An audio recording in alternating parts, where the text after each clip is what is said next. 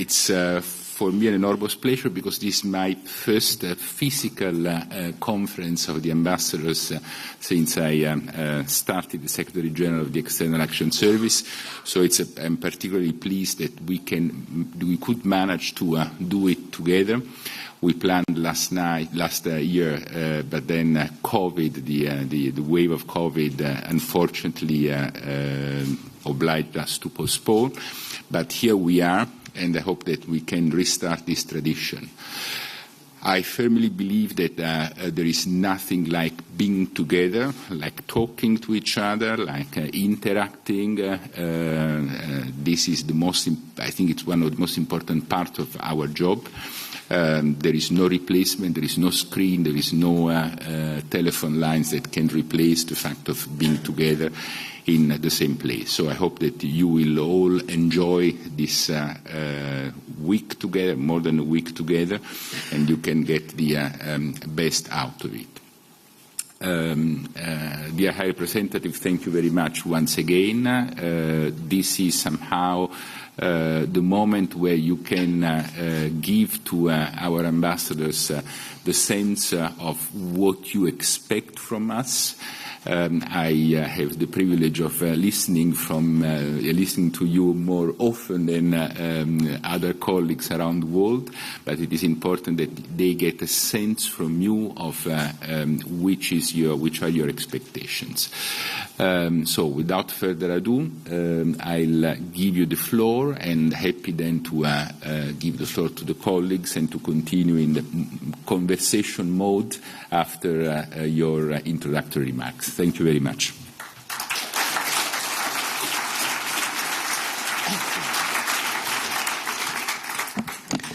Well, good morning.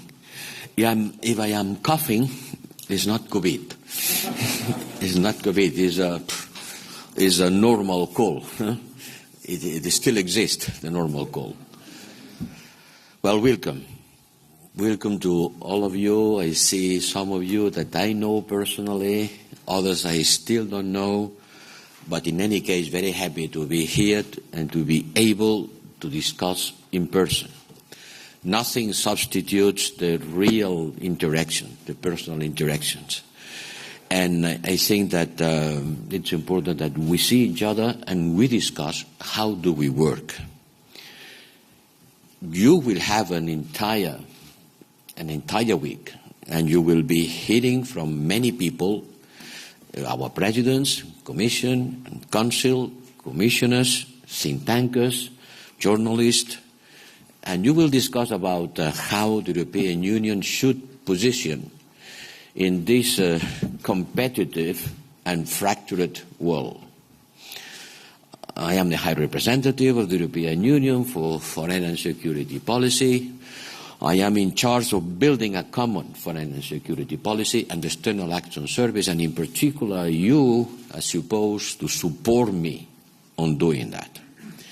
And on doing that, we have to deal with the new frontiers of diplomacy, which is the title of this meeting. And the new frontiers of diplomacy is a big range of issues.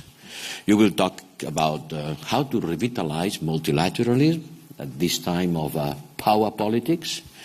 You will talk about the European security in light of the war in Ukraine, but not only. There are other security crises which are looming. We will talk about energy and climate crisis and what the European Union should do. Both things go together. We are facing one of the biggest energy crises since the first oil shock on the 70s. At that time, I was a student at the French Petroleum Institute in Paris. It was in the 72, and I was told that there was only oil for 20 years. Well, we are in 2022, and we still have a lot of oil, but at a very high price. So energy and climate, both things together, is going to be a big challenge.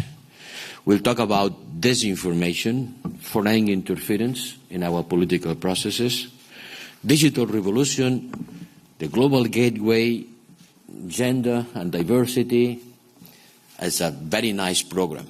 I'm not going to talk about all of them. I'm not going to follow all these different issues. It would be impossible, and I am not a specialist on almost any of them. I want to structure my address today about two things. First, the what questions, and second, the how question. The what questions. What is happening? What's coming? What should we do? And the how question. How do we operate? How do we work? How do you work? How we can get more and better results. This is not a moment in which we are going to send flowers to all of you saying that you are beautiful, you work very well, and we are very happy, we are a big family, blah, blah, blah. That's also a moment to talk among us on what do we do well enough. Why I am not always happy with the way my delegations work. And to send clear messages about how I would like you to improve. First, about the what. The world we are facing. As I said, I am not a specialist on almost any of the issues, but I have a broad political understanding. How are we facing a world? What world is it is? Well, it's a world of radical uncertainty. The speed and the scope of change is exceptional. We should not try to deny it. We should not try to resist it. It would be a futile effort. We have to accept it and to adapt it, prioritizing flexibility and resilience. But uncertainty is the rule. And events that one could imagine that will never happen, they are happening one after the other. At this pace, the black swan will be the majority. It will not be white swans. All of them will be black. Because one after the other, it happens things that they had a very low probability of happening, nevertheless they happen, and they had a strong impact, and certainly they have. Let me try to summarize what's happening to us. Maybe I'm wrong, but I want to discuss with you about it. I think that the Europeans were facing a situation in which we've suffered the consequences of a process that has been lasting for years, in which we have decoupled the sources of our prosperity from the sources of our security. This is a sentence to provide a headline. And I'm taking that from Oliver Smith, who has been developing this thesis, I think, quite well. Our prosperity has been based on cheap energy coming from Russia, Russian gas, cheap and suppose affordable and secure and stable, which has been proved not the case, and the access to the big China market for exports and imports, for technological transfer, for investment, and for having cheap goods. I think that the Chinese workers, with their low salaries, has done much better and much more to contain inflation than all the central banks together. So our prosperity was based on China and Russia, energy and market. And clearly today we have to find new ways for energy from inside the European Union as much as we can, because we should not change one dependency by another. The best energy is the one that you produce at home, and this will produce a strong restructuring of our economy. That's for sure. People are not aware of that, but the fact that Russia and China are no longer the ones that were for our economic development will require a strong restructuring of our economy. The access to China is becoming more and more difficult. The adjustment will be tough. And this will create political problems. On the other hand, we delegated our security to the US. And while the cooperation with the Biden administration is excellent, The transatlantic relationship has never been as good as it is today, and our cooperation with the U.S. and my friend Tony Blinken, and we are in a fantastic relationship and cooperating a lot. Who knows what will happen 2 years from now, or even November? What would have happened if instead of Biden, it would be Trump or someone like him in the White House? Which would have been the answer of the U.S. to the war in Ukraine? And which would have been our answer in a different situation? This is some questions that we have to ask to ourselves. And the answer about this question for me is clear. We need to shoulder more responsibilities ourselves. We have to take a bigger part of our responsibility on securing security. U.S. takes care of our security. You, China, and Russia provide the basis of our prosperity. This is a world that is no longer there. And inside our countries, there is a radical shift, and the radical right is increasing in our democracies. Democratically, it's the choice of the people. It's not an imposition from any power. It's people who go and vote here and there. I'm not going to blame anyone, but you have in mind what I'm talking about. The radical right is increasing their grasp in European politics. So we have a difficult cocktail, internal and external, and the old recipes don't work anymore. We have mounting security challenges, and our internal cohesion is under threat. So let's look at the past few months in a little bit more of detail. Something has happened in the past that we knew they could happen, but some of them has been a surprise. First, how not, Ukraine. The war in Ukraine has persisted. We didn't foresee how effectively Ukraine would resist. Well, first, we didn't believe that the war was coming. I have to recognize that here in Brussels, the Americans were saying us they will attack, and we were quite reluctant to believe it. And I remember very well when Tony Blinken phoned me and told me, well, it's going to happen this weekend. And certainly, 2 days later, 5 o'clock in the morning, they start bombing Kyiv. We didn't believe that, but this was going to happen. And we didn't foresee that Ukraine was ready to resist as fiercely and as successfully as they are doing. Certainly, thanks to our military support. Without it, it would have been impossible. But they put something from their part. And we haven't foreseen neither the capacity of Putin to escalate the level of mass mobilization and an open nuclear threat. And I suppose that all of you have been reading and rereading the last speech of Putin when he declared the annexation. That's a must.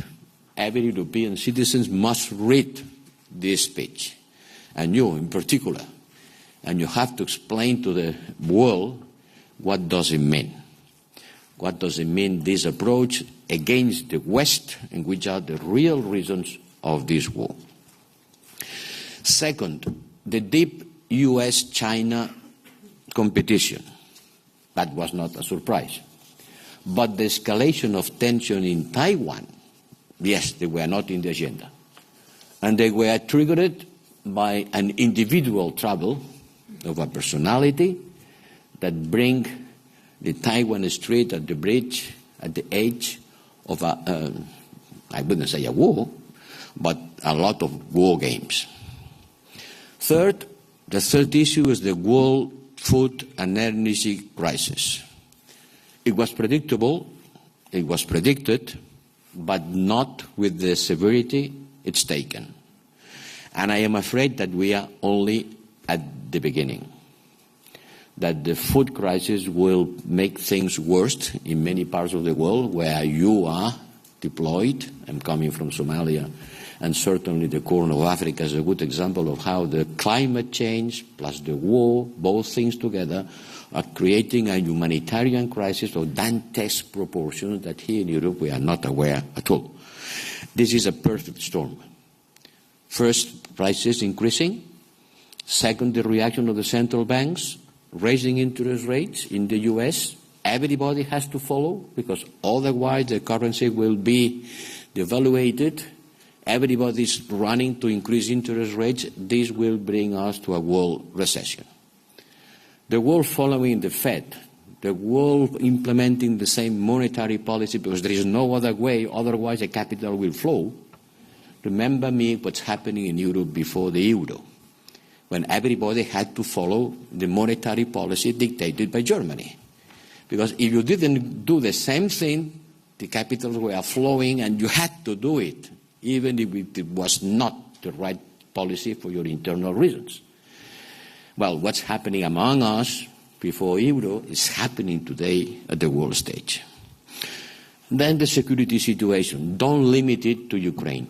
We have a lot of security problems in our neighborhood, and I want to address our colleagues who are in the Sahel. It was not a surprise neither. It was not a surprise neither what's happening in the Sahel. But certainly the degree to which Russia is becoming a major factor in African theaters, yes, it is a surprise. We should, but we haven't imagined how quickly from Central African Republic now to Mali, and I don't know what's happening in Burkina Faso. So look not only to the Ukrainian crisis. Well, this is what is happening. Let's have a look now at the mega trends that will shape our world. Ukraine, but not only Ukraine. I want to insist in this. Last year, everybody was talking about Afghanistan.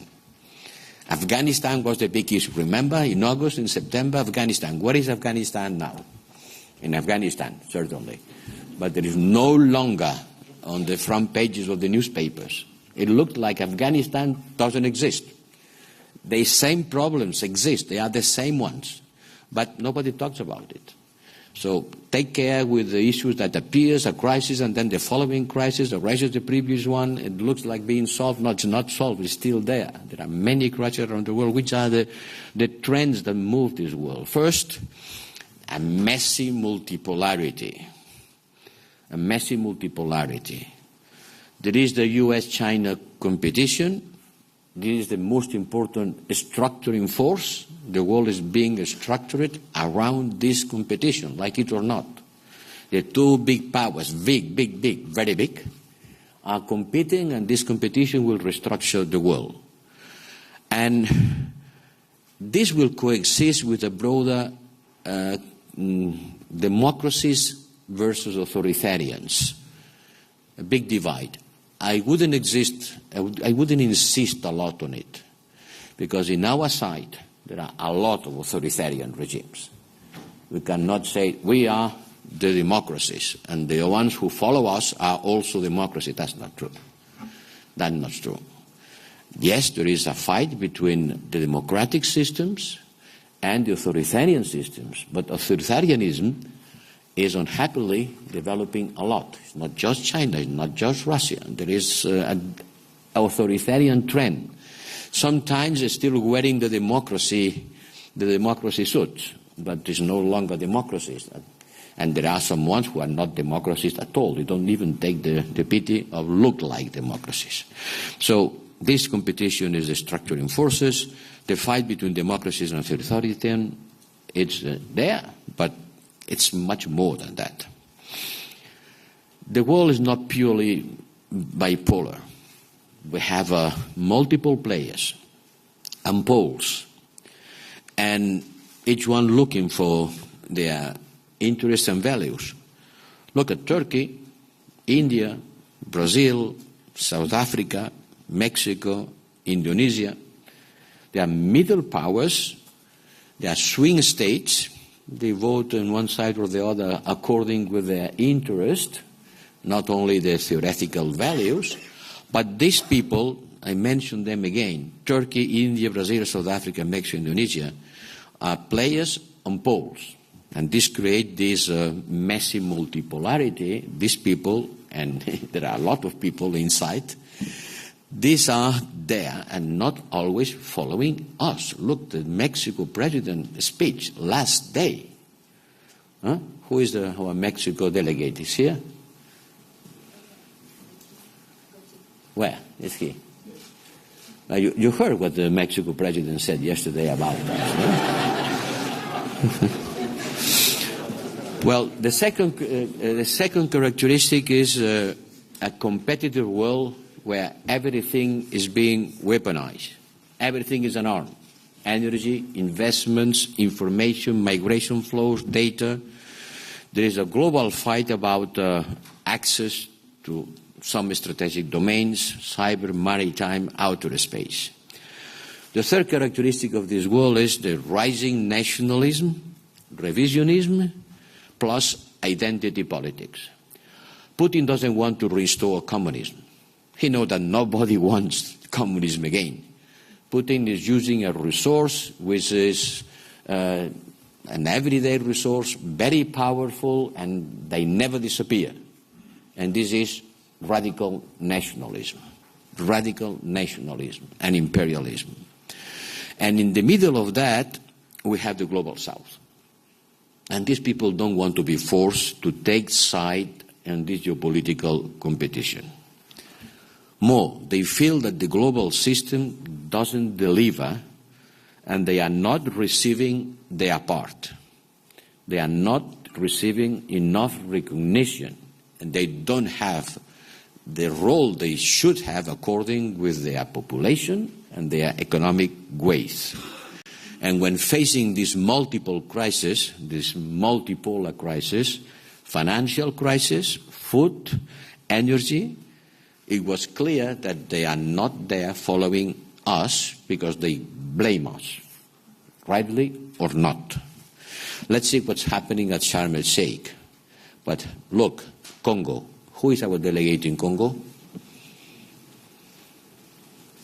Okay, so you were there, no? You listened what happened in the last meeting, and the Congo said that they are not going to sacrifice their economic development to the climate fight. Huh? Sorry? Well, the big Congo. The big Congo. So, we see that the war between the stages coming back, like in the films, like in the Second World War, tanks, infantry, no? The films of war. But apart from that, there is the hybrid wars, the disinformation war that continues. And I want to stress the importance of the war on information and disinformation. I will talk about it later. So this is what is coming. And this is what we have to face. Let me go back to how. I think that we have to think more political. I think that we need to be more proactive, more reactive. We have to make a link between all these problems. We still operate in silos. I can tell you. I am supposed to be the one who bridges the Commission and the Council. And inside the Commission, my colleagues of different policies. But we continue working in silos. And each policy continues having its own logic and its own rhythm. Be it climate, be it trade, be it whatever. Commission, college, the communitarization of policies through the Commission, the nationalization of policies through the Council, it continues being a difficult task. And certainly, the national policies and the community policies, we want to bridge them with this European theme and with this global gateway. But we have still a lot to do in order to be one power, someone that acts on behalf of the Union as a whole. We think too much internal, and then we try to export our model, but we don't think enough about how the others will perceive this exportation of models. Yes, we have the Brussels effect, and we continue setting standards, but I believe that more and more the rest of the world is not ready to follow our exportation of model. This is our model. It is the best one, so you have to follow it. For cultural and historical and economic reasons, this is no longer accepted. So we have to listen more. We have to be much more on listening mode to the other side. The other side is the rest of the world. We need to have more empathy. We tend to overestimate the rational arguments. We are the land of the reason, the reasons. We think that we know better what is in the other people's interest. We underestimate the role of emotions and the persisting appeal of identity politics. Remember this sentence, is the identity stupid? No? It's no longer the economy, it's the identity. And more some identities are rising and willing to be recognized and accepted and not to be fusion inside the West approach. I think that we have to go faster and to take risks. I need you to report fast, in real time, on what is happening in your countries. I want to be informed by you, not by the press. Sometimes I knew more what's happening somewhere reading the newspapers than reading your reports. The reports come sometimes too late. Sometimes you read something happening somewhere and I'm asking what our delegation says. Well, by the time being, nothing. By the time being, nothing is not affordable. You have to be on 24 hours reaction capacity. Immediate. Something happens, you inform. I don't want to continue reading in the newspapers things that happen somewhere without our delegation having said nothing. I don't want to blame and shame. But this is something that I have to tell you. I want you to be more reactive. In front of the gun 24 hours a day. We are living in a crisis. You have to be in crisis mode. Explain what's happening quickly, immediately. Even if you don't have the full information on the first hours, show that you are there. I should be the best informed guy in the world. Having all of you around the world, I should be the best informed people in the world, at least as much as any foreign affairs minister. I am the foreign affairs minister of Europe. Behave as you would behave if you were an embassy. Send a telegram, a cable, a mail, quickly. Quickly, please. React. Take more initiative. Be ready to be bold. Whenever we do, there are taboo-breaking decisions. We break taboos on the Ukrainian war, using the European Peace Facility to buy arms, something that at the beginning, oh, that's impossible, we have never done it. We have never done it is not a recipe. Maybe you have to start doing things that we have never done in the past. When we hesitate, we regret it. So, I think that, for example, the discussion on the Ukrainian training mission, we had been discussing about the Ukrainian training mission before the war, for months. For months before the war. Do we have to send a training mission to Ukraine? Oh, come on, Ukraine. Oh, training mission, military Ukraine. Boom, then the war comes. And people said, oh, we should have done it. Yeah, we should have done it. And now we are doing it quickly. Well, quickly for the standards, for the European standards. No, quickly for the European standards means a couple of months. But happily the war will start there. Our training mission will have had the possibility of acting. We have to define better our goals and prepare for that. You know, here we work a lot on 7 years scenarios, then a 1 year plan, and announcing big figures that people sometimes doesn't believe anymore. When we announce big figures, take into consideration which is the time scope of this figure. It doesn't mean anything, one figure, if you don't put a time dimension. We are going to support X money. And do you plan to spend it for how many years? Tomorrow or in the next 7 years? Or when you say, in the past, we have been supporting this country with this amount of money. This amount of money, which is the time dimension. It has been spent in 1 year or in 10 years, because it's completely different. And we have the habit of just mentioning figures, avoiding the time dimension, and it doesn't mean anything. So please, be prepared for better explanation of what we do with a time schedule.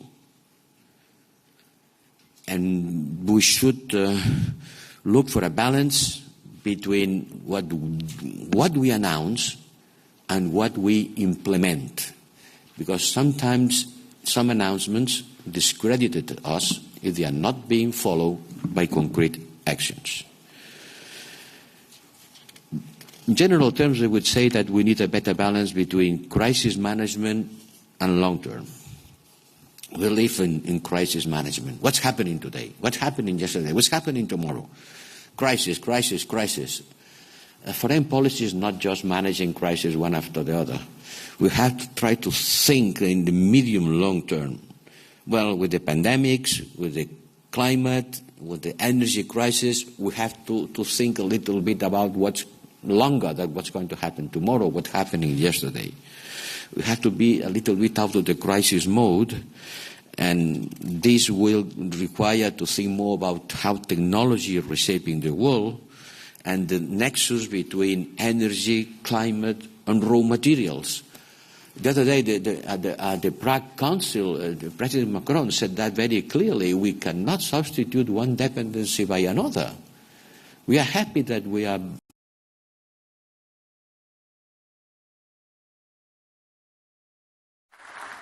That was a long way. Your Excellencies, ladies and gentlemen, dear colleagues, welcome to the